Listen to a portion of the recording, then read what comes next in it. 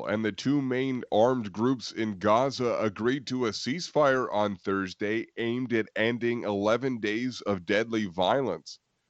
A statement from Israeli Prime Minister Benjamin Netanyahu's office said the Security Cabinet had unanimously accepted the recommendations to accept an Egyptian initiative for an unconditional ceasefire. Hamas and Islamic Jihad then confirmed the ceasefire in a statement, saying it would come into force at 2 a.m. local time Friday in about 2 hours.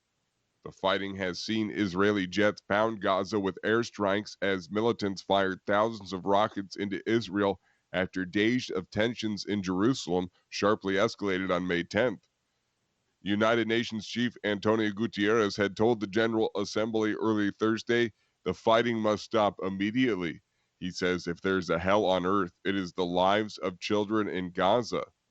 Two Egyptian security delegations will be sent to monitor the ceasefire deal, diplomatic sources tell AFP. The delegations will be sent to Tel Aviv and the Palestinian territories to monitor the ceasefire's implementation and procedures to maintain stable conditions permanently. U.S. President Joe Biden signed a hate crimes law Thursday aimed at protecting Asian Americans who have suffered a surge in attacks during the COVID-19 pandemic. Biden says the Asian American community has been made a scapegoat of anti Chinese sentiment since the coronavirus outbreak began in Wuhan, China in 2019. Activist group Stop AAPI Hate says there were more than 6,000 hate incidents in the year from March 2020, but many more were likely not reported to police.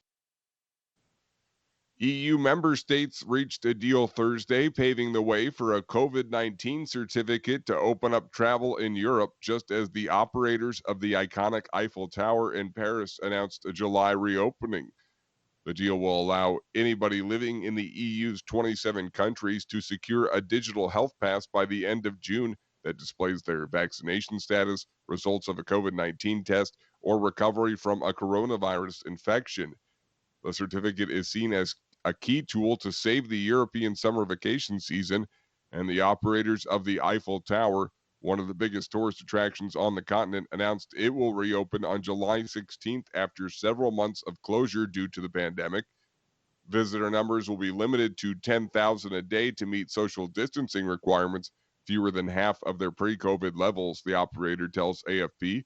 However, a World Health Organization director warned Thursday that progress against the coronavirus pandemic remains fragile and international travel should still be avoided. And in Japan, criticism is mounting over the slow start to coronavirus inoculations with just 2 months until it hosts the Olympic Games. A Japanese government panel in Tokyo on Thursday recommended approval of Moderna and AstraZeneca's COVID 19 vaccines. The Pfizer formula is currently the only vaccine licensed for use in Japan, where less than 2% of the population of 125 million are so far fully vaccinated. Japan public sentiment is against the games, with polls showing a majority want the event delayed further or canceled. The United States has condemned in a strongly worded statement the nomination of notorious former Liberian warlord Prince Johnson to a top defense post and said it would not have any relationship with him in his new job. Johnson, a brutal figure in Liberia's first civil war from 1989 to 1997, was elected head of the Liberian Senate Committee on Defense and Intelligence on Tuesday. A failed presidential candidate and senator, the 68-year-old sent shockwaves around the world after a video showed him calmly sipping beer while looking on as his men tortured former President Samuel Doe to death in 1990. Nigeria's Boko Haram leader, Abu Bakr Shekau, has been seriously wounded after trying to kill himself to avoid capture during clashes with rival Islamic State ally jihadists in the north of the country, two intelligence sources said Thursday. Shekau's Boko Haram faction and fighters from the Islamic State West Africa province had been battling in northeastern Borno State.